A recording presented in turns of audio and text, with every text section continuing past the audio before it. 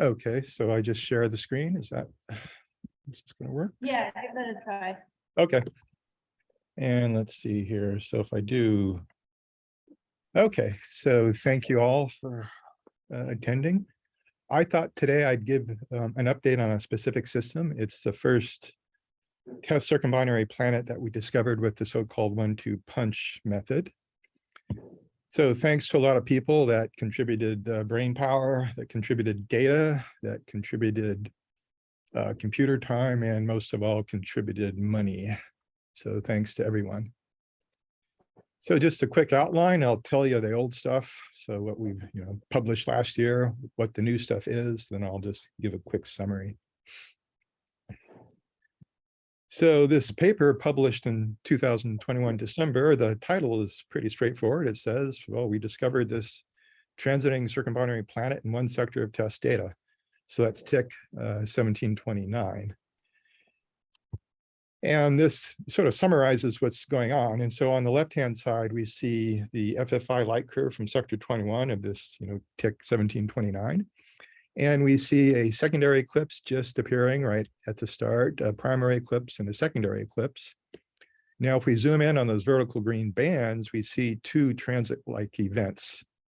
The bottom three plots are the usual diagnostic plots, and these dips appear to be real. So on the right-hand side, we have sort of a close-up of the complete primary, the complete secondary eclipse, and two transit events. And so what's happening on the sky is the primary is in the back, the secondary is in front, it causes the secondary eclipse. Then the planet crosses, in the same direction. It first transited the primary star, giving us the first dip. And then 5 days later, it transited the the secondary star, giving us the second dip. And then a little bit later on, the primary transited the secondary, giving us the secondary eclipse. So these two transit events 5 days apart are really hard to have with, with a false positive. And so this is pretty much a circumbinary body. We got lucky in this case. It's a fairly bright system. We had lots of archival data, WASP, KELT, EveryScope, Assassin. And then once we discovered this, we had TFOP follow-up data and actually quite a bit of data. So when you determine an ephemeris for all the data, we can line up the primary eclipses, but the secondary eclipses you see don't line up. And so that indicates apsidal motion. Basically, the phase of the secondary eclipse is changing because of precession. Now, a quick calculation shows that the expected precession rate is from either GR or for tides is at least an order of magnitude smaller than what's measured. And so there has to be a third body causing that precession. We had follow-up spectroscopy, so the binary orbit is well characterized, which is important. When we were looking for solutions, we came up on this particular problem where this plot here shows the planet period in days going from about 180 to 210 days. And in nested sampling, we sort of start off with random parameters, and as the nested sampling sort of converges, it finds places in parameter space that are good, and it happened to find several families of solutions. And so we've labeled them 1, 2, 3, 4, 5, 6. Now within each family, the chi-square turns out to be pretty similar, and so we couldn't really distinguish. So what we ended up doing was publishing a table with the solutions for all 6 families, and they're generally, it's really hard to tell which one's better, which one's worse. So the planet period ranged from about 188 days, 189 days, something like that, to about 204 days. Now there's a correlation. The shorter the period, the less mass the planet has. So the masses went from about 824, 825 Earth masses all the way up to about 980 Earth masses. And so we couldn't really distinguish between these cases. Now the new stuff, we have more spectra from TRAS, so thanks to Willie and Dave. More spectra from Sophie, so thanks to Murray and Lethea. And then more TESS data, and so I'd like to thank everybody in that room over there for making that happen. And with TESS, we were really fortunate. And so this system was only seen in one sector, and the second year, so sector 21, it's kind of in the corner there roughly. Now after, of course, year 2, TESS went down to the south and did year 3, and then somebody decided to rotate the spacecraft to scan the ecliptic. And so it turns out that in sectors 44, 45, and 46, the field of view overlapped with where that source is. And so we're very fortunate to get 4 consecutive sectors of short cadence data. So that was really great. So the top shows the raw light curves, from the short cadence, so 2-minute cadence, and, pretty good. And then the bottom, I've normalized them and then trimmed them, trimmed out the out of eclipse. So we have 6 new primary eclipses with good times, 4 new secondary eclipses with measured times, and then no extra transit events or anything like that. So here is a plot of what we call common period O-C diagram. And so we take all the eclipse times, fit a common period, and then do the common linear ephemeris, and then just take the residuals. And so here is one of the solutions published. It's family 6, and a couple of eclipse times from TESS and some ground-based follow-up. And then in the WASP data, there's actually a partial secondary eclipse that you can get. Now the dark line is for the primary eclipses, and the red is for the secondary, and they have opposite slopes because of the apsidal motion. And so all the eclipse times fit pretty well, and that's really good. So let's put the new eclipse times on, and they don't fit so well. In fact, they fit pretty poorly. So the formal uncertainties on the eclipse times are like 10 to 20 seconds, and we're off by a couple of minutes.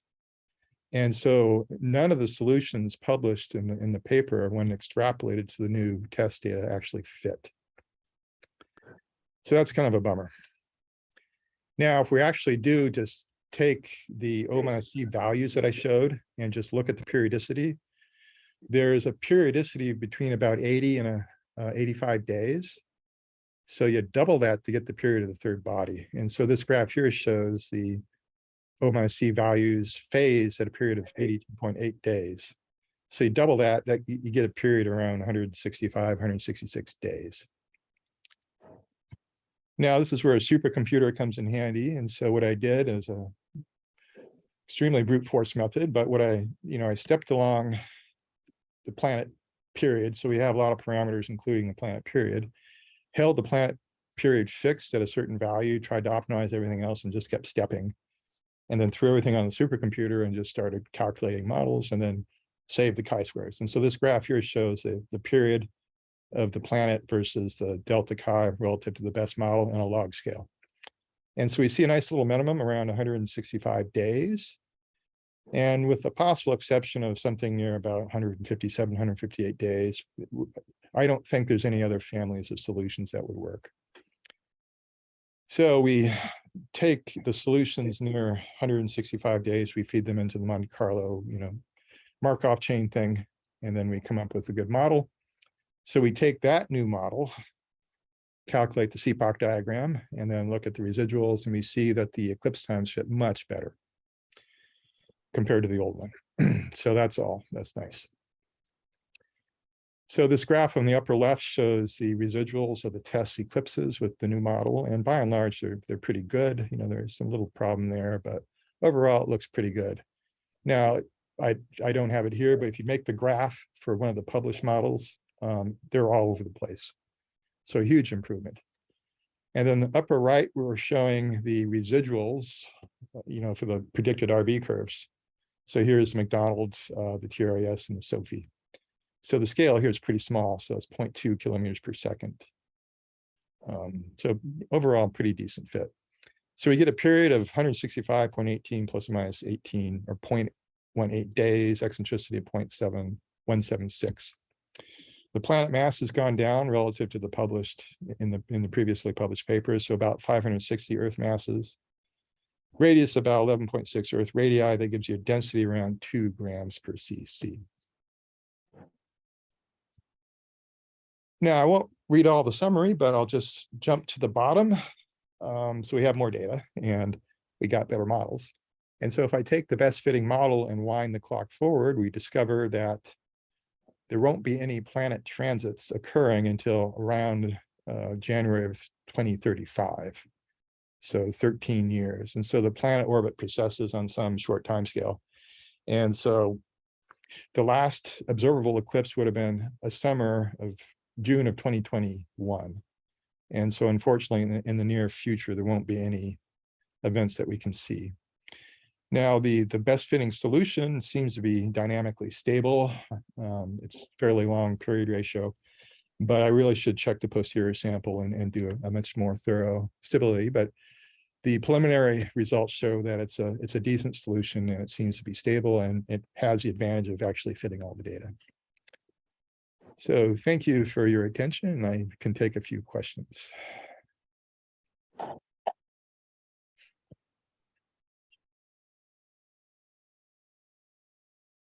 Any questions?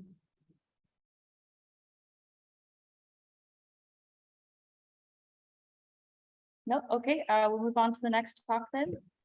The next talk is going to be from Paul Dalba, so feel free to start sharing your slides, and he'll be talking about the single transit planet candidates working group.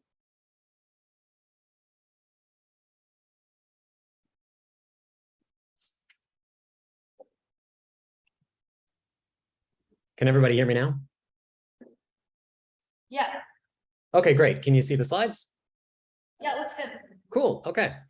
Thank you. Once again, my name is Paul Dalba. I'm a Heising-Simons 51 Peg B Fellow at UC Santa Cruz, and I'm a research scientist with the SETI Institute. And I was asked today to speak about the TESS Single Transit Planet Candidate Working Group, which I've been a member of for a couple of years, and I'm happy to do so. Also wish that I could be there in Cambridge with everyone, but I hope I have the chance to catch up with you all soon. So, we have a fairly large group. This group has probably grown a little bit since this talk was last given at a TESS meeting. We have many students, we have many early career scientists, we have many senior career scientists, we also have citizen scientists. So it's a fantastic team, and all of the work I'm going to be talking about here in the next 10 minutes is with thanks to everyone here and the hard work that they've done. So first of all, a little bit of how we go about discovering single transit planet candidates, or double transit candidates, which I'll be calling duo transits. Really any transiting planet that has a lot of orbital period ambiguity kind of falls under our umbrella. We start by searching all Tmags brighter than 12, FFI stars that is, and we just use a sliding box that identifies deviations from the flux level, and that kind of identifies that this could be a possible single transit. We calculate initial period estimates just based on stellar properties and how long the transit is. And then that produces the kind of form that you're showing here, which I'll credit to Stephen Villanueva Jr. And it just identifies all the different flux sources and what this single transit object looks like in all of them. After that, there's this onslaught of manual vetting by our team, which is a lot of fun and really interesting. And you get to see a lot of the interesting things that fall into the TESS photometry. And there are many test diagnostics as first passes that we use to rule out false positives, and then we use other follow-up resources to rule out more false positives. So where have we gotten with this so far? So in the prime mission, I'm showing two predictions of the single transit planet candidate yield, one made by Villanueva et al. And one by Cook et al. That's black and blue in this histogram. And those differences between those two predictions, I think, were ascribed to differences in the methods used to run those simulation studies. And then in the orange, you see what we found so far, which is kind of maybe a little more consistent with the blue, the Cook et al. Predictions, but also just less than expected. So why? Perhaps we're finding things that have eccentric orbits, and that differs a little from the predictions. Perhaps some of the planets we thought we might find are falling below an SNR threshold. Certainly some small fraction of planets were simply missing, but that probably doesn't really explain the entire difference here. Just in general, we're finding less than we expected. And in the extended mission, we don't have a good estimate for the yield so far. We're going to have to wait for the extended mission search to be complete. This is something that is ongoing within our group, but we don't expect that to be a ton of new single transit planet candidates. So we expect more the extended mission to provide more information for candidates we've already found. So let's look a little more specifically at some of the stars that we actually have found. And a great way to do that here is with this radius versus orbital period diagram. And the blue points show things with well-measured masses. I think that's 3 sigma. And then the green points will show things that are more poorly constrained mass limits. But the stars are showing things that are coming from our single transit planet candidate working group.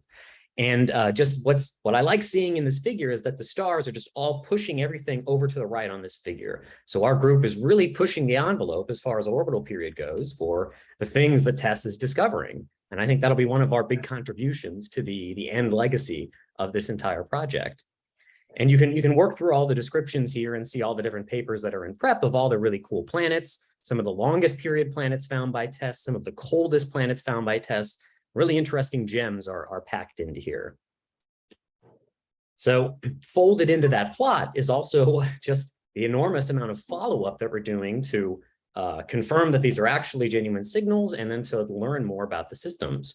So we have many people in our group have RV programs. They're all listed here. I'll specifically point out the HARPS and Correlly programs by Solène. She'll be giving a talk tomorrow, I think. In addition to all of the RVs, we have tons of photometry that you've heard a little bit about already. And I think tomorrow Hugh Osborn is going to be talking about the CHEOPS program. So I just wanted to point out those two talks that have yet to come. And I'm also pointing out here citizen science observers as part of our photometric backup. This is something I've become a lot more involved in recently and something I'm going to talk about as I go through this talk. So with the rest of the talk, I just want to highlight two successful cases of things we've done recently in our group. The first of all being a single transit recovery.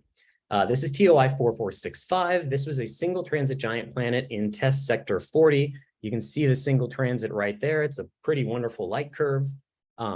We put this on an APF program, and you can see the APF RVs, very small uncertainties relative to this huge semi-amplitude.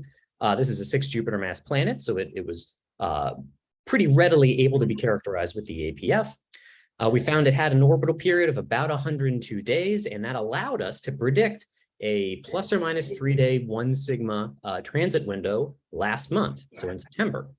So hence by the, you can see by the title, this was successful. We had a lot of different photometry that we employed to try to follow up this planet in this 3-day window, including LCO, including NGTS, and including photometry from the Unistellar EV Scope network. Of the three of these, that might be the one that you're least familiar with. I've recently taken on lead of the exoplanet transit program with Unistellar. So you're going to be seeing a lot more of these long period giant planet observations coming from this network. These are citizen scientists that have 11-centimeter telescopes, like what's shown here in the bottom right, and they're actually capable of doing TESS photometric follow-up. So for this particular giant planet, NGTS caught a really nice ingress detection, several days of photometry, or several consecutive days from 3 different sites for LCO caught ingress, and then most of mid-transit there. And then for the Unistellar network, we had some pre-transit baseline, in-transit observations, and then 2 detections of egress.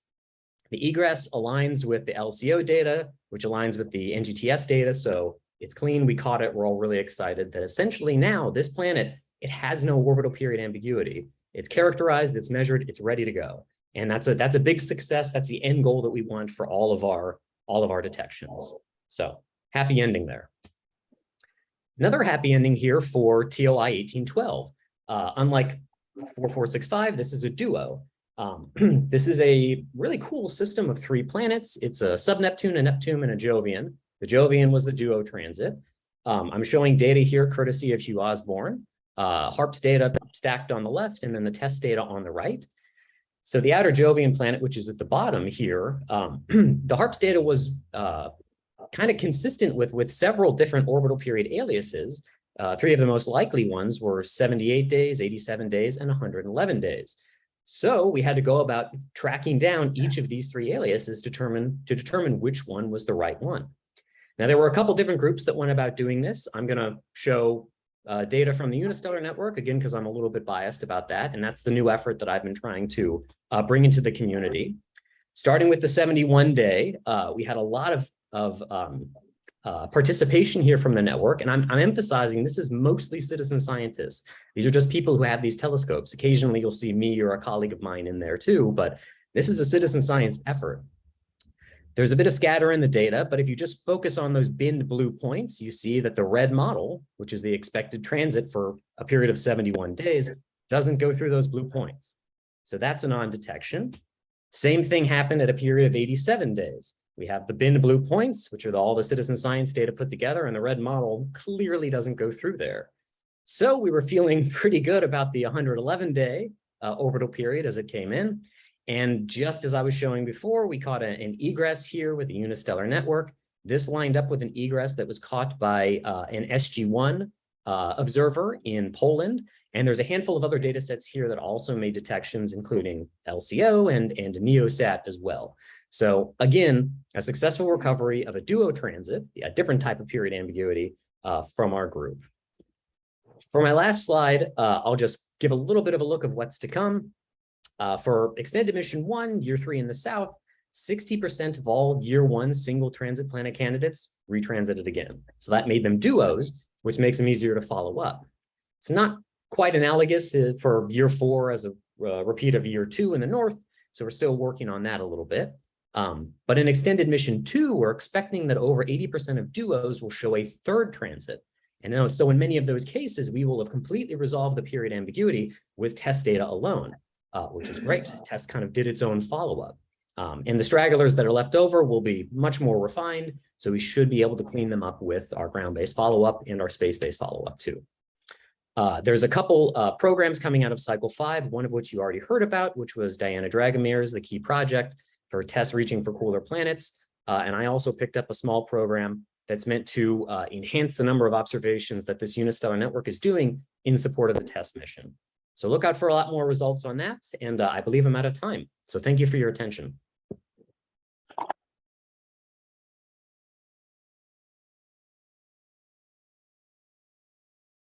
Any questions for Paul? Got one from Andrew Vanderberg. Hi, Paul. This is really cool. I can repeat the question. Thank you. Yeah, so this is really cool work. I was impressed by how well the data from the unistellar is in now. Does it go like and then keep adding more telescopes? So first he said this was really cool work. I wanted to pass that on. And Andrew's question was about, it was unistellar.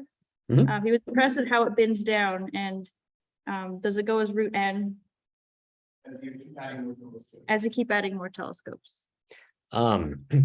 We haven't done a full proper study to actually determine just how well we're doing. This is certainly something that's on the list to do. What I can say is that we do better for brighter sources, which isn't necessarily surprising, as we get fainter than some of the systematic issues with our, in between our telescopes, which have CMOS detectors, which I would admit is not the best detector to use for science, but it's the one that we have.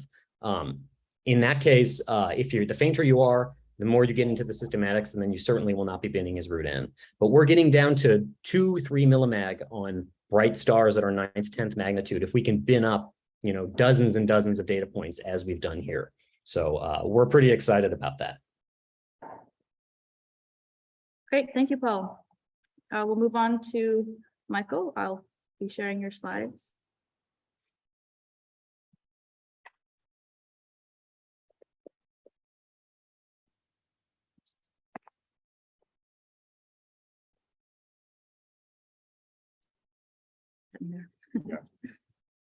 We'll share it in a moment.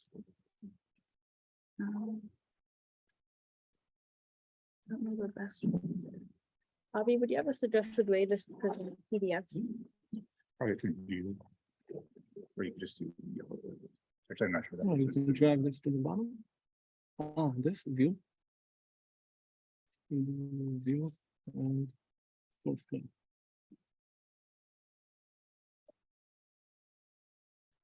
There we go. Cool. Thanks. You have your class up there if you need to point to something. So you don't have to go all the way to the screen and point. Sounds great. All right, I'm Michael Fausnaugh. I'm a research scientist at MIT. I'm very excited to share with you the new science with transients and TESS. There's a lot to do, so I'm going to just jump in. So the place to start is pre-covery of transients, meaning there's lots of ground-based surveys out there. They're scouring the sky every night looking for new transients. If one of them lands in the TESS field of view, we have continuous coverage. You can just automatically pull out the TESS light curve and see what the transient was doing before it was even discovered.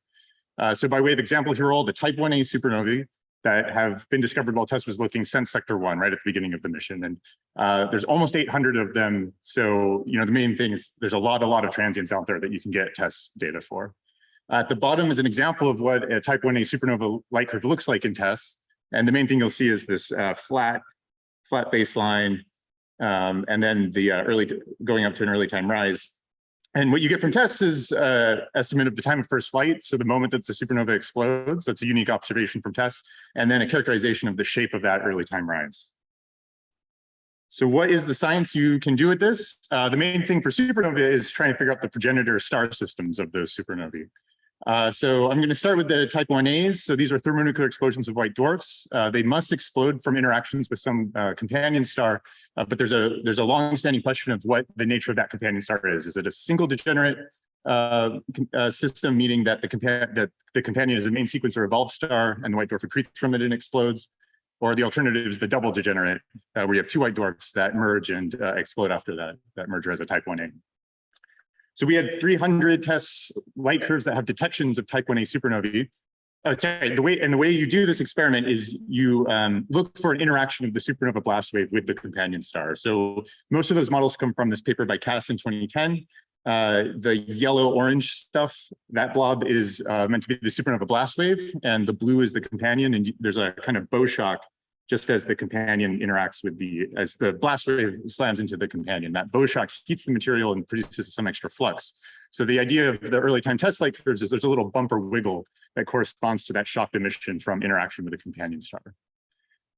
So we had 300 type 1a light curves, and I took these Casson models for this bow shock interaction and fit them and tried to look for light curves that can either tell you, yes, there does seem to be some little bump that matches this model, or no, the light curve really doesn't want to put a companion interaction in there.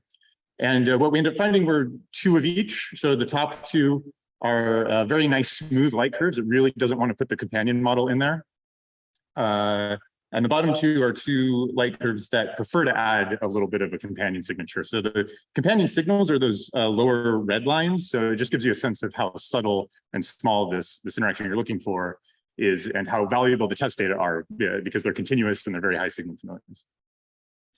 Now the situation's a little more complicated than this because there's a geometry dependence on the amplitude of the signal. So if you're looking like from that bottom perspective where the supernova is between you and the companion, you don't actually see a signal, which means for a given detection, you can't tell if there's just no companion there or if you saw it at an unfavorable angle. The way to get around this is to observe like a very large sample of these early time light curves. The idea being that if you observe 50 or 100 or 150, assuming those companions are out there, eventually you get lucky enough to see one along the correct line of sight. So on the right, I have a cumulative histogram of the 3 sigma upper limits of the sizes of companions that you could hide in the light curve. So that these are the biggest companions you could hide in a given light curve. And you need 45 to make a constraint on the geometry at 3 sigma. So that 45 number matches the cumulative histogram at about 40 R sun. So this result is actually ruling out companions for type 1As that are 40 R sun or larger. So those are still red giants, but this is actually the strongest limit on type 1A single degenerate models that we have. And it kind of interfaces in an interesting way with other constraints that people have on looking for the progenitor systems of type 1As. So that's the type 1A supernova. You can also do things for core collapse supernova. So these are the deaths of massive stars. The main idea is you can constrain the radii of massive stars by measuring the rise time of the light curve from first light to peak. And that's a key connection between finding the stars that will end their lives as a supernova and mapping them onto supernova explosions themselves. So I won't say more about the science of this. The main work was done by Patrick Ballily in this 2021 paper for the TESS primary mission. We are, of course, now just starting the second extended mission. And so there's plans to update the progenitor stars of core collapse supernovae in the next year. All right, we're going to keep going through the transient zoos. The next stuff is weird stuff. These are tidal disruption events and active galactic nuclei. So these are things related to accretion onto supermassive black holes. TDE in particular is a star that falls onto a supermassive black hole, is ripped apart and releases energy. So the very first TDE that TESS saw was this one on the left. Again, you have that nice flat baseline. From TESS, you get the time of first light, you get the shape at the early rise. This paper was able to constrain the temperature evolution of the stellar material falling onto the black hole. A similar story for the source in the middle, which again, you have the time of first light from TESS, constraining what's happening at the beginning of the transient. That source is particularly interesting. There's periodicity in the X-rays. And so there's work by DJ Pasham at MIT to model this as you have a supermassive black hole, an intermediate massive black hole in orbit. That intermediate mass black hole perturbs the accretion flow and creates this weird periodicity in the X-rays. So that should be actually submitted shortly. So watch out for that one. And then on the right, there's been periodic flaring observed in an AGN. Periodicity in AGN is kind of a dicey thing, but this is a very secure detection. It's one of the first secure detections of this. That work's led by Anna Payne, who's a finishing grad student at Hawaii, and I believe she's talking about this source tomorrow, so I won't say anything more about it here. TESS also seems gamma ray bursts. So gamma ray bursts are very rare, very short duration, but when you see them in TESS, there's a lot you can do because with continuous coverage, you can get all of that very fast timescale stuff. So you look at any one of these sources, you'll see there's only one, or these are 30-minute light curves. You'll see there's only 1 or 2 points on that initial rise on TESS, and that's something that ground-based surveys have almost no hope of doing unless they get very, very, very lucky. Each of these guys is kind of unique, so I won't tell you their individual stories, but if you're interested, I'm happy to tell you about it after the talk. Okay, so that's all the pre-cover you do with TESS. That is, someone else finds the transient, you use TESS to characterize it. The last few slides are about how TESS can push forward on time domain transient searches.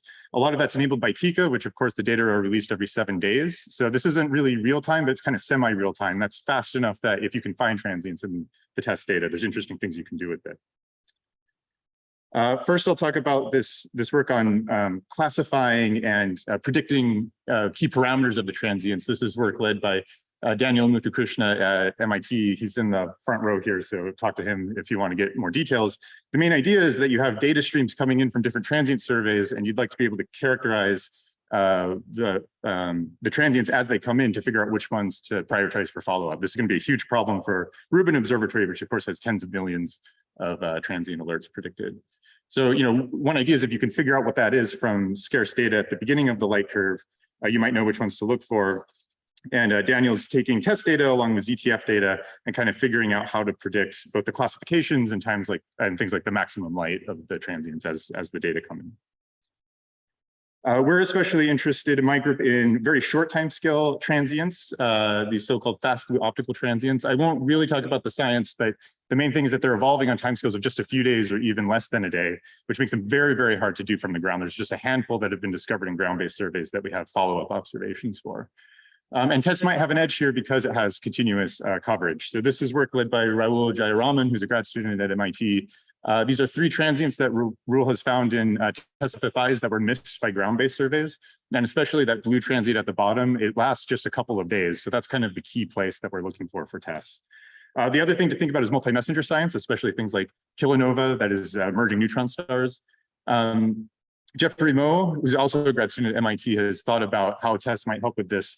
The kilonova are just a little faint for TESS, so we have to get kind of lucky to get one. But the rate that Jeffrey got is about 1 every 2 years. And so there's a decent chance that TESS will actually see some kilonova in its next observing run next year.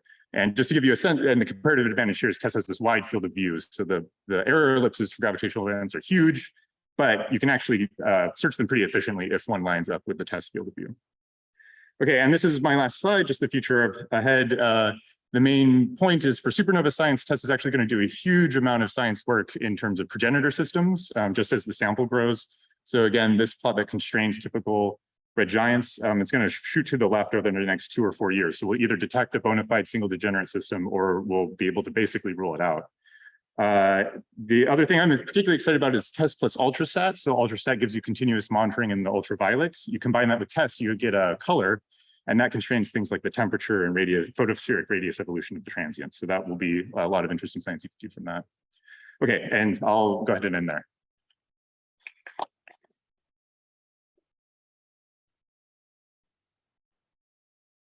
Okay, any questions for Michael? Time for one?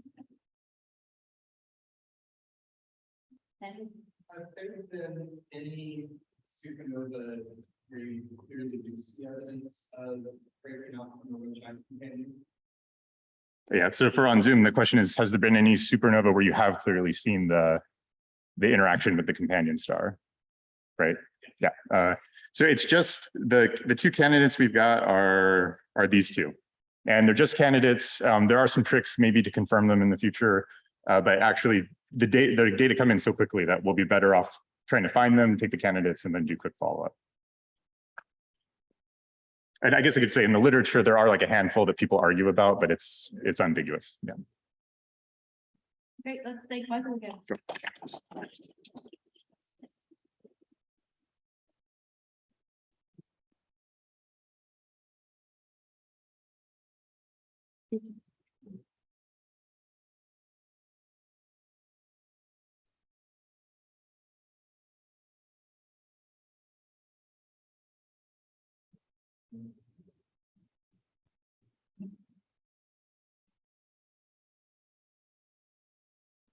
That's on the first slide.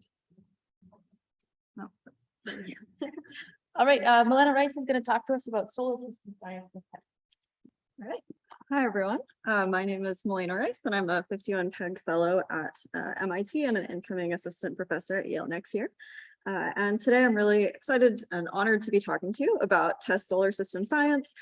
There's kind of a lot under this umbrella, so I'll try to touch upon as much of it as I can, focusing on mostly things that have been done in the past year and that will be kind of published in the coming years as well. So TESS solar system science is kind of broken up into two categories in my mind, where there are the objects that are bright enough to see in individual images, and then there are the objects that are not bright enough to see in individual images. So I'm going to start with just kind of an overview of some of the science that's being done for the brighter asteroids. Where this is really an effort that's being led by Deb Woods at the MIT Lincoln Labs. She has an algorithm that is being run to just search for any of these bright asteroids that are within the TESS data set. It's really designed to be looking for near-Earth objects, but it actually pulls out any asteroids that are bright enough to be detected in these individual images. And she's pulling out these orbital arcs that are then being passed on to the Minor Planet Center for either further follow-up or to directly confirm those candidates. So there is a paper that's been published about this, just talking about the initial main TESS survey. That was just, I think, sectors 1 through 13. Or actually, I think this was probably the entire TESS primary mission looking at that map. But this is something that's continuing to be processed with every single TESS sector that comes up, and it just immediately is processed by her team. So that is kind of the ongoing effort that is really looking for and detecting these asteroids. And then once they're detected, there's a lot that you can do to try to understand all these different populations. So in particular, one of the really strong suits of TESS is that it's great at looking at slow rotating asteroids. There have been a couple of studies that are shown here that have looked at just the rotation periods of main belt asteroids and shown that TESS has been sensitive to these very slow rotators and has shown that they exist, where you get a lot of aliasing with ground-based surveys just from not having continuous data for such a long span of time. So that's one of the really great science cases that has come out of TESS solar system science. There has also been a couple of other results looking at individual families of asteroids.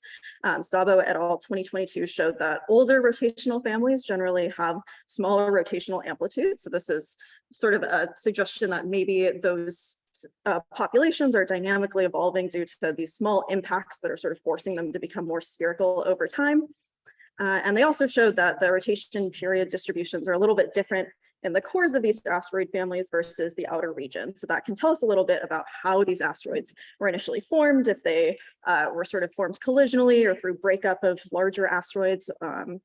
So this is sort of evidence to try to understand how all of these different populations that are really the bedrock for our understanding of the solar system's evolution came to be and how they evolved. And I also wanted to briefly mention that I have two undergraduate students at Wellesley College who have just started working with me to also start looking at the TESS light curves. And in particular, what we're really interested in is looking at multiple sectors of data, trying to see what we can pull out by combining all of those different sectors and looking at the dimmer objects and pushing the limits of what is possible with TESS looking at dim asteroids. So the rest of the talk is really going to be about Planet 9, but also just sort of other outer solar system objects. And that's because this is something that I've been thinking about a lot recently, that I'm excited to give some updates on. So in 2021, Brown and Batigan released this sort of treasure map of where Planet 9 is supposed to be in the sky, where red is more likely, blue is less likely. And it actually looks like it should be a lot brighter and more nearby than was previously thought from their initial sort of predictions for what this planet should look like. And that's really great for TESS because that means that it would be more detectable. And with the current TESS data sets, we actually look right in all of these really high likelihood regions of space for Planet 9. So this is a really wonderful mission to be looking for something that is just a very dim object in the outer solar system. And this is something that I've been focusing on a lot recently. So I have developed a generalized reduction pipeline that sort of the time issue here that has sort of taken a lot of work to beat down on is to actually make sure that we're not self-subtracting really dim signals. So it's very easy to toss away something like Planet 9 that moves roughly 5 to 10 pixels over the course of 30 days. And so I've been really working on pushing that detection limit, and together with Tam Nguyen at Lincoln Labs, have been working on actually using multiple candidate detection algorithms to pull out the most promising candidates that pop up from a few different angles of approaching this problem. So this is just an example of one of the images that I have created that is looking specifically right at the junction of the ecliptic and galactic plane, and it has 4 V=21 injections in it. So you might be able to see them. They're sort of in a vertical row, a little bit to the left. It's a little blurrier on the screen than it is on my laptop. And these are really Planet 9 analogs, and they're particularly in this really, really messy and very full of bright sources region of parameter space. So it's the ecliptic plane is where the solar system is, the galactic plane is where all the stars are. And so I'm really excited that we are able to actually confidently pull out these really, really dim Planet 9-like signals at this point in those particular parts of parameter space. So if we just zoom in on one of these, just to get a sense of the diagnostics that we're looking at, we have a bunch of different diagnostics that we are considering, where we look at kind of these cuts in the flux across the images to make sure we understand sort of what the profile of the flux of the object looks like. We look at how the flux is accumulating over time, and then this lower row ends up being an input into a neural network that we use to search for potential real objects. And then we also have this vetting. I don't know if this is going to play very well, but this is a shift stacking video that we can also use to vet. So if you happen to see that there's a star right next to the object that you think might be Planet 9, then perhaps it's actually just a systematic from that star, or if you see something else that doesn't look quite right. So unfortunately, I don't think this is playing very well here. But when you shift and stack the images and add up their flux, you can actually directly see from these videos if they look like something similar to the real objects that we use as validation. And then again, we are then able to put the candidates that look the best into these neural networks and see which of them are most likely worthy of following up. So I wanted to mention a couple of other studies as well. So Varun Ganapathy recently put out a really interesting paper on arXiv that was looking at a matched filtering approach to looking for dim objects in the TESS solar system data set. So this is just sort of an alternative to shift stacking that is able to really efficiently use GPUs to pull out these really dim signals. So this is a really promising future direction to make this a very rapid, computationally efficient framework, and also to pull out these extremely dim signals. So he's very sensitive to these signals that are like 20 through 23 magnitude, which are pretty tough to pull out from the TESS data. And there has also been a recent paper that did a couple of follow-up observations for potential outer solar system candidates. So it did not end up finding these 2 candidates, but this was actually a really useful proof of concept for once we do have candidates, what exactly do we want to be observing? What kind of strategy do we want to be using? And how many are we able to follow up as well? So how robustly do we need to make sure that we are characterizing all of these before we go to Sky? And I also wanted to mention briefly that Ben Cassessa at Columbia University is now also doing some great work to work on optimizing follow-up plans for these candidates and to figure out what strategy we can use once we have a list to actually best rank how we're going to use our time and to allocate our follow-up strategy moving forward. So I will just leave with some conclusions and thank you all, and I'll take any questions.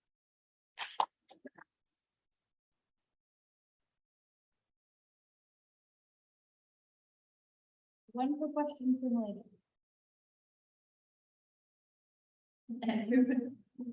So how sensitive will you be to plan nights? If you find nothing in the test center, does that mean we can forget about that region, or is it still worth going back like the bigger search?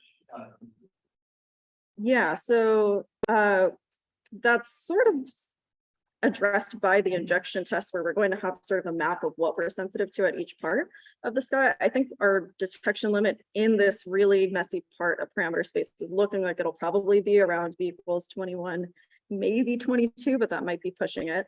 But there is also the issue that at that point, you're masking out a lot of your pixels because there are a lot of stars and a lot of bright sources in those parts of the sky.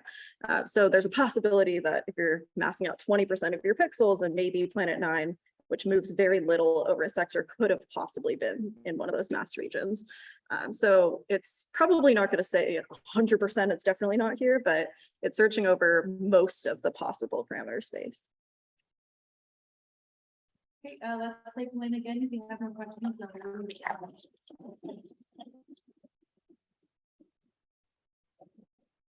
Thank you, Hugh, for your patience. We're running a little bit, just a few minutes behind here, but No you're worries. welcome to, yeah, you're welcome to start sharing your screen.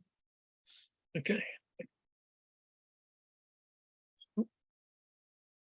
Does that work?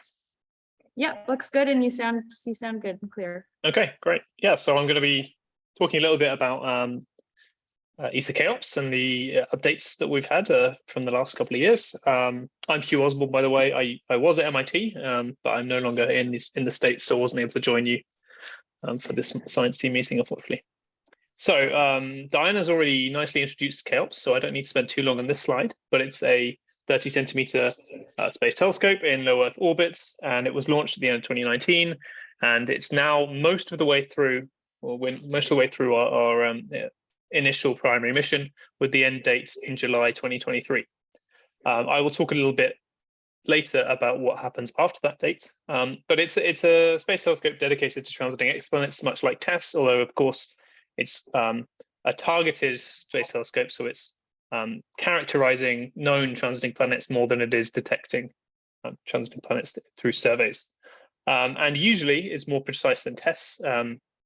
It should have 50 ppm per hour for a bright star brighter than G of 9.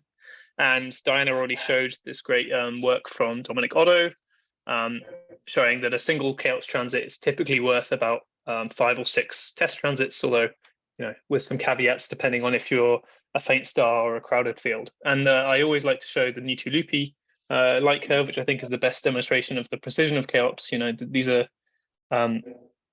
200 to 300 ppm dips that are beautifully resolved with CHEOPS. And it's nice to point out that, you know, 2 of these planets were followed up through characterization efforts, and 1 was effectively discovered through CHEOPS. So even though it is a characterizing planet, well, it was discovered to be transiting at least. So CHEOPS can assist with planet detection as well.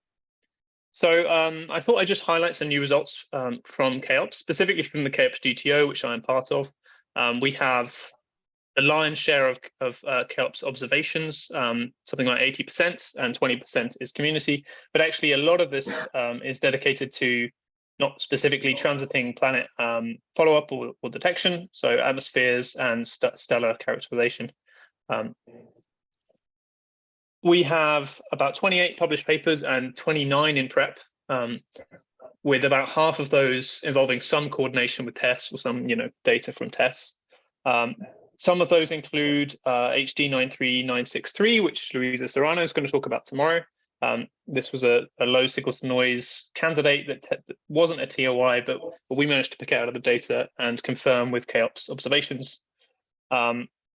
Also, we're involved through the GTO in solving some of the geotransits, so these cases where we don't have a known period from TESS. TOI 1471 is one of those cases which I just submitted. And Amy Touton is going to talk a little bit about this tomorrow. And Selene Umamol is also mentioning our program. So both of these are kind of, very much involved in the detection of new planets. And so CHEOPS is actually doing quite remarkably in that for a characterization mission. These are the new planets that CHEOPS has been significantly involved in detecting. And you'll see that there's more than 20 points, diamonds on this plot of radius versus Gaia magnitude. Most of them focused around bright stars, so brighter than G of 10, and small planets, of course. So this is with half of these coming from TESS geotransit follow-up. So this is a really cool sign, and CHEOPS and TESS are helping to fill in this bright small planet regime, especially at long periods. Actually, more than half of these have periods longer than 20 days from the CHEOPS side. So going back to some more new results from the GTO. So another thing we do is characterize the radii of known planets, known transiting planets, better than can be done from TESS just by observing more transits. And so HD 3167b is an example of that. And then the two planets around TOI 836, which were published by Faith Hawthorne, another good example of the improved radius precision we can get. And then, of course, there is lots of atmosphere work being done through the GTO. WASP 43, KELT 1b, and KELT 9b, examples from this year alone. And of course, TESS and CHEOPS can work in tandem for atmospheric results as well. CHEOPS is in a slightly bluer band, so we can get color information by observing phase curves and occultations in both TESS and CHEOPS. And so outside of the GTO, there's also various communities. So AO, as we call it, what does AO mean again? Announcement of opportunity calls from 1 and 2 are now producing interesting results. For example, DS TUC transits, K2139 transits, and GL 486 transits, all from the community, and there's more and more of that, which is great to see. So if you would like to observe with CHEOPS, you probably can, but you might have to check that your star is bright and isn't in a crowded region and isn't in the ecliptic pole. If these are those things are, if those 3 boxes are ticked, then you would probably be able to observe. One of the problems with CHEOPS, at least in terms of TESS observations, is we're also looking at anti-sunward typically, and so there's normally a 3-month period, but if TESS is observing the best visible month, then you've only got 1 month after TESS stops observing to be able to observe your target with CHEOPS before it sets for the year. So, so actually, this is one reason that this week downlink that TESS has switched to in the second extended mission is going to be helpful for CHEOPS observations, because it means we will be able to get observations onto CHEOPS with a quicker kind of timescale. And so one of those options, of course, is for a DDT if you have a very quick turnaround to try and get something on the telescope. I'm told this is underutilized, so there's definitely a good opportunity to get a DDT on CHEOPS if you have a good science case. You can always coordinate with the GTO if we have a reserve target, for example. Or there's open proposals every year with the next one probably being opened in spring, but that's pending the mission extension. So we submitted the GTO, that is, submitted a extension proposal to ESA, and it's being assessed with the final decision coming in March, but we're pretty confident. And this will be for another 2 years and potentially another 2 years beyond that, but obviously you have to resubmit. In the extension, the GTO is likely going to be slimmed down a little bit. So especially in terms of the reserve targets, I know there's been complaints about that from people outside the GTO that we take all the good targets, and I think that will no longer be the case, hopefully, in the extended mission. There's also 15% of the GTO's time will go towards the synergy with other missions, where we publish the data immediately. And this is kind of aimed at James Webb and Ariel ephemeris improvement and preparation for Plato, but it also could mean direct coordination with TESS, and I'm proposing to do exactly that, to kind of observe TOIs for SG5. So this is called the Chateau program. So CHEOPS and TESS validating unconfirmed exoplanets. And so this is basically using the fact that because CHEOPS is observing transits, we need objects to fill the gaps between transits. And if you have enough of TOIs, for example, there is always a TOI transiting. So on the right here, you'll see the number of simultaneously transiting TOIs as a function of time. And you'll see that there's sometimes more than 10 TOIs that CHEOPS can observe transiting at one time. So these are potentially a good way of filling the gaps between more high priority observations. And we can give that data away in the extended mission to the community to publish. So this would be 5-hour observations of the kind of shallower TOIs where ground-based transit observations cannot contribute such high precision data. And it would be able to improve the ephemeris radius, maybe tell something about chromaticity, so we have a different filter, and potentially find TTVs and that sort of thing. And if we can fill even 25% of the gaps with TOIs, then we could get as many as 100 TOIs observed per year this way. And we have some pilot data, which is looking pretty good. So this is just a 3-orbit TOI, which is relatively shallow, and we get a really nice improvement on the signal to noise from CHEOPS alone.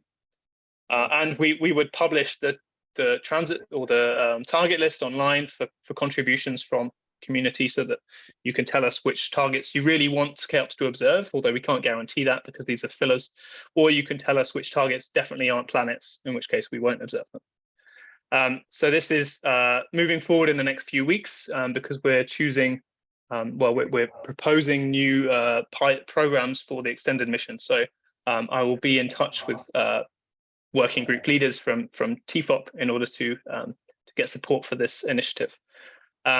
But with that, I'll take questions, and thank you very much for listening.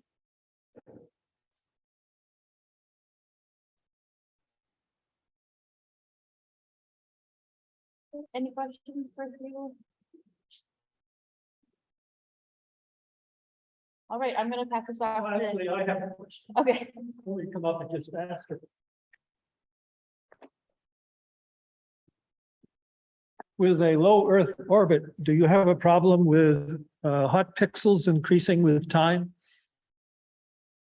Yes, we do. Yeah, that is the most kind of the worst instrumental effect that we've seen from the start of the mission is the increase in the number of hot pixels. It's not really that serious. There's always a region on the detector where we can put the target star, and there's relatively few hot pixels. And apparently, it would take a decade of observations for it to be really problematic. Andrea Fortier is publishing a paper on the instrument, and that's going to include all of the details about the problems with the hot pixels, and also apparently charge transfer inefficiency is another one of these things that is trending up over the mission. But neither of these should be really key issues, and yeah, they should be in Andrea's paper when that gets published. Okay, sounds like you have it under control. Thanks, Hugh. Fingers crossed. Yep.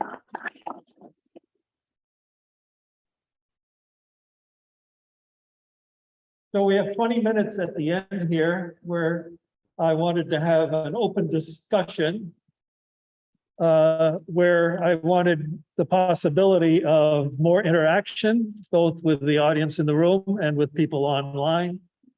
So I'm going to need your help with the chat window if we get people online. In order to be efficient in the questions, if you want to ask a question in the audience, line up at the steps here so you can give your question or your remark or your opinion. You're allowed to give your opinion, and we don't have the inefficiency of having to repeat the discussion or the question. But I'm going to let Avi, you run your own discussion. Okay? Yeah, sure. So we want to have some kind of discussion about the test publication policy, or at least how they are right now, how they used to be, and what's going on, and encourage people to give us any and all feedback about that. So there is a detailed publication policy on the wiki page, on the publication wiki page. I'm not going to go into all the details. There are two major big components of the publication policy. First is the contributed co-authors. And as you can see here, currently we have 1 from PARC, 2 from the TESS Science Office, and 3 from PARC for a total of 6. In addition to that, the 6 TESS architects for a total of 12. That's what we have right now. Initially, at the beginning of the mission, it was 15, and it went down to 12. So that's one big element of the publication policy. Another one, and maybe the first one, is what is a contributed paper? So, and again, broadly speaking, and you can see this is not a strong legal, I'm trying to get the, so I can show it here. Okay.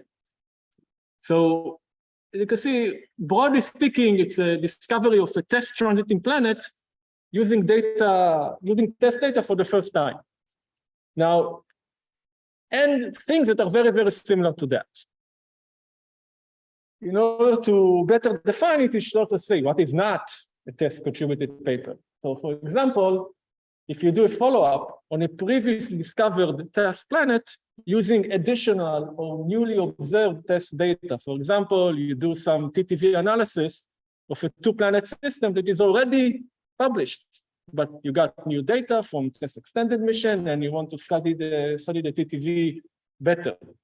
So that is, broadly speaking, not considered a test contributed paper. It's not in the spirit of what we think about as a contributed paper. However, anytime you're using test data, we encourage, but not mandate, inviting the test architects to co-author that paper. Now, there is a lot of gray area between what is a contributed paper and what is not a contributed paper. And the way this gray area has evolved is that we are trying to relax it. And basically, if we are spending a few minutes debating whether a paper should be a contributed paper or not, we usually say it's not. That's what we are doing right now in the last year or so. So basically, I think the most important message I want to give here, and based on that, try to get feedback, is that the publication policy is evolving. It's not constant. The number of contributing authors has been reduced. There was some talk in various conversations in various groups to maybe even in the future reduce it further. In addition to that, like I said, the definition of a contributed paper is becoming less and less strict. And again, in the spirit of not loading more and more co-authors on more and more paper, but trying to make it really only paper that really follow what we intend for a contributed, or what we had in mind for a contributed paper to be. Having said all that, something which is very, very important, and also in the spirit of what we and mainly Dave Latham have tried to make the TESS collaboration is communication across the community, especially the exoplanet community. Meaning, even if your paper is not a contributed paper, say, for example, again, TTV of studying the TTV of a 2-planet system that is already published, but now you have a new paper about it. We would like to encourage you to post that abstract on the wiki, simply to communicate, and that's the key word here, to communicate with the broader collaboration that this project is ongoing. So if others are also working on that, they will know you are working on that, and there will not be any clashes. Nobody will waste time to work on something to only know like 6 months down the road that someone has already beaten them and they are wasting time and getting frustrated and hard feelings and so on. Also, if you put an effort on the wiki, you might benefit from some data someone else may have obtained and you don't know about and can contribute to your paper. It's basically a win-win situation. So I think I've talked enough. And I would like to encourage any and all feedback. And if you don't feel comfortable providing feedback on question in this widely open forum, because we have like 50, 60 or so people online all over the world, you are welcome to provide that feedback in private, of course, to myself, to Dave, to George, to anyone in the TESS team. I think there was something there.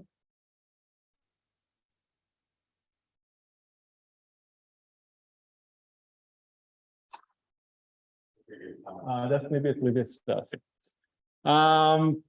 Anyway, any thoughts about it, comments or feedback or? Okay. Okay. You can mute it.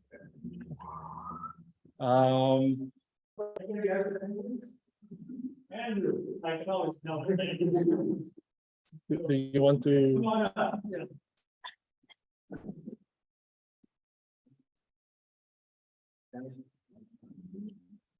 You know, I have something to say. Hmm? I'm going to say something. No, of course. It wasn't bad. So, go ahead. Yeah. So I have, I guess, a question, which is who all is given access to the TESS wiki? Is that TFOP members? And if we're turning the TESS wiki publications page into more of a communication tool, should we open up that that group of people who is allowed to be there? And then on the converse side, if we're making the wiki publications page primarily a communications tool, should there be, guidelines for having wiki access that you cannot use that information for ulterior purposes? Because I'm not sure that that's clear at the moment to me. So that's a great question and a very in place question. People who have access to the publication page have agreed to the publication policy, right? Which means you are not allowed to use information, knowledge that you got from the publication page and communicate that outside. As far as I'm aware, no clear violation of that policy has ever happened. But if anyone has any contradicting example, please do let us know. Mm-hmm. So when you post something on the publication page, anyone who has access to see it has agreed to play fair. Yeah, that's basically. Does that answer your question? That answers part of my question. Okay. And the other part is who has access? I was asked recently by someone. Do you want a list? No, I mean a rule. So I was asked by someone, I would like to be part of this publication page, but I don't have any observing resources. That can be done. That can be done. That's something else. So like you mean gaining access? Yeah, that can be done as long as you agree. I think, and yes, you have to agree. As long as you agree to play fair, or to agree to a publication policy, which is the PDF that we point people and read the PDF, tell us that you agree to what is written there. Yeah, sure. I think we can give access to. So we do have some technical limitation. It's 500 people, right. But every time we reach that limit, I find people who haven't logged in for years and I disable them. I don't remove them, I disable them.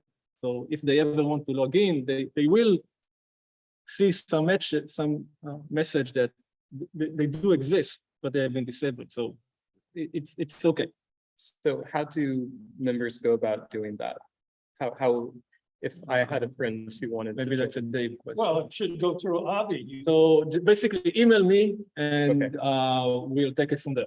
And Because- you have to say you have read the publication policy and you agree to it. Because there is a TFOP, a way to join TFOP. That's webpage. different. yeah. Right, Yeah. because That that, gets you automatically with the publication. Okay. yeah, Great. but TFOP has additional policy because it's also about actual data. The publication page doesn't have any data. Okay. Just have information, knowledge, but not actual data you can use. I'm going That was a to, very good question. So thank you. yes, and I'm going to respond to it in a funny way. I have been very pleased to see how many early career scientists are leading test papers. And I think an important reason why that happens is because there is this agreement that you're going to respect what's on the publication page. And it takes longer for early career scientists, especially students writing their first papers. And that seems to work pretty well. And I'm pointing to this sharing information as one of the reasons that's worked. Yeah, cannot agree more.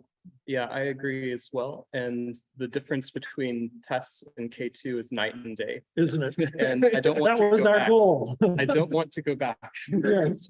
We probably ought to, we can leave 10 minutes for, Yeah. So we'll wrap this up, move to another quick discussion. But again, if there is any feedback that you feel more comfortable sharing in private, please do so with anyone, not necessarily with me. And with that, yeah, Steve Rice. we can move on to Steve. You can stay up here.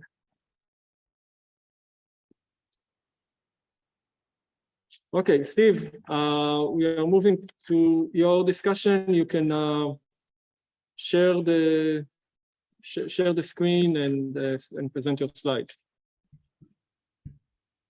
Okay, do you see that? Yeah.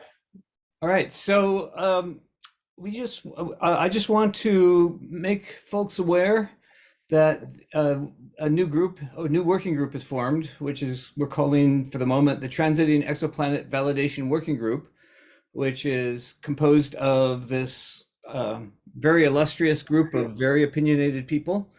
And this group arose from discussions within the TFOP group, the SG1 TFOP group, where it was recognized that exoplanet validation is something of a Wild West situation where you have different authors using different validation methods and sometimes different validation thresholds, which leaves us in an interesting position of trying to understand the relationship between the different validation methods or thresholds so that you can meaningfully compare validated planets with each other.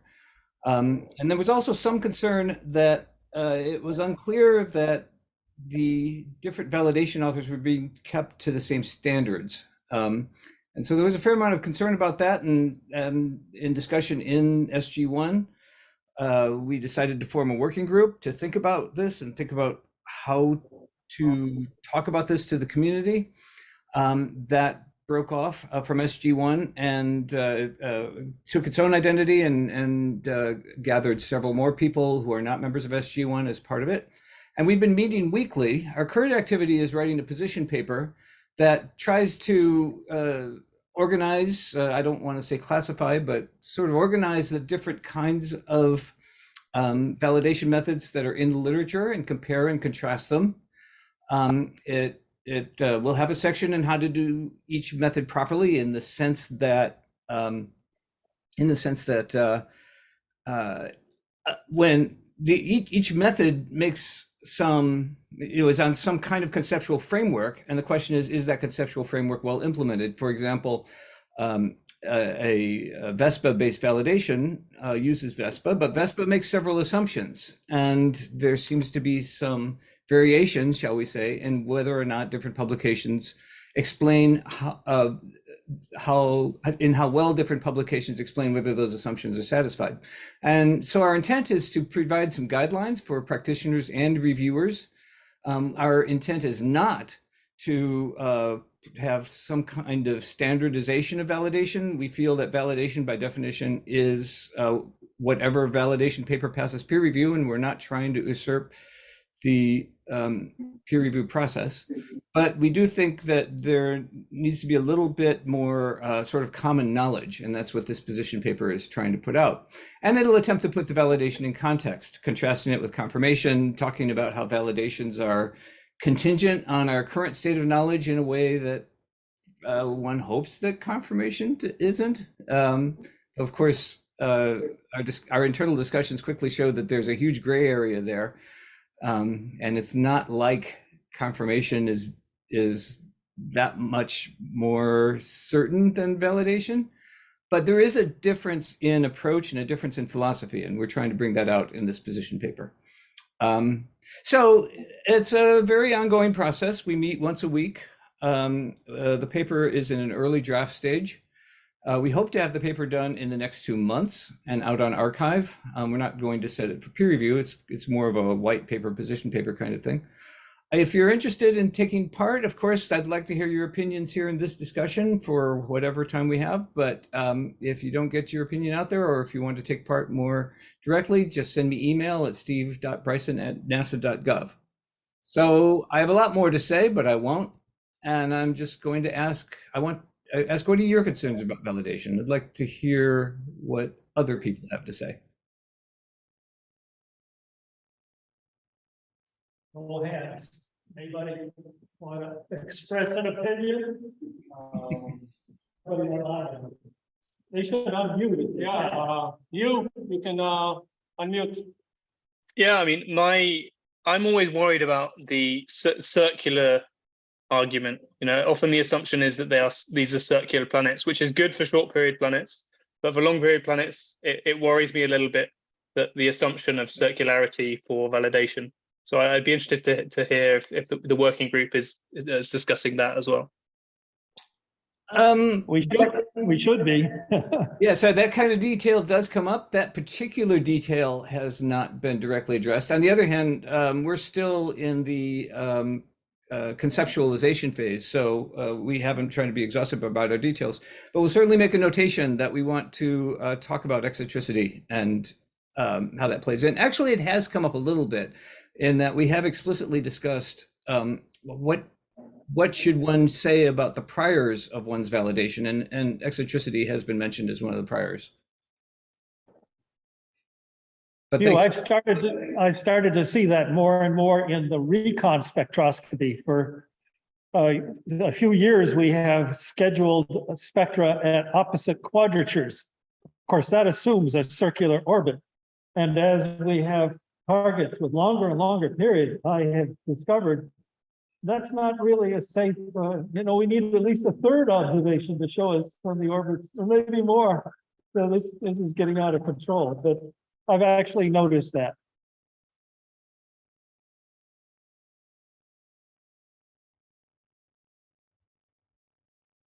So validation ultimately is going to need to cope with eccentricity for long period systems. Yeah, so I guess what that question brings up for me in a more general way is we want to have some process of vetting that, when we give our guidelines, we want to give something of a checklist of did you discuss this? Did you discuss that? And eccentricity would certainly be part of that. I think we need a mechanism to make sure that list is thorough. So we'll bring that up in the group discussions.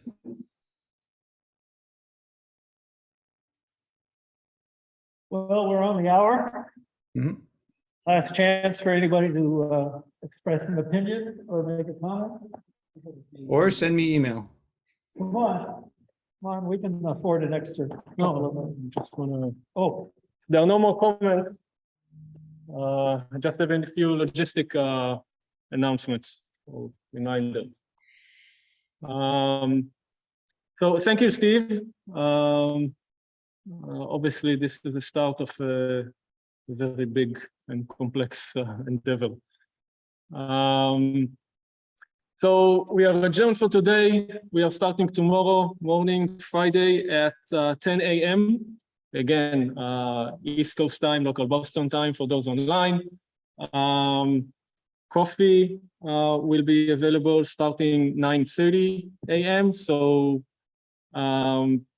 you might as well take advantage of your time. If you want to have some meeting, you can schedule a meeting here, starting 9:30, over coffee and pastries.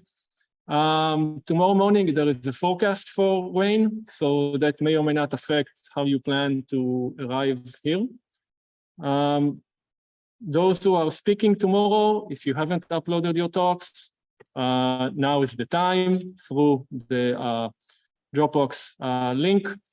Earlier I said that there are outlets or extra like electrical plugins at the back of the room. They were not working earlier, but now they do on that table over there. So if you need to charge anything, it will also be here, of course, tomorrow. There's a lot of food left over here, so feel free to take one for the road. And finally, this is the first time we are doing this kind of meeting in this space. So if you have any kind of suggestions or criticism, so we can build on that for tomorrow and for the future, just let us know. So see you tomorrow morning.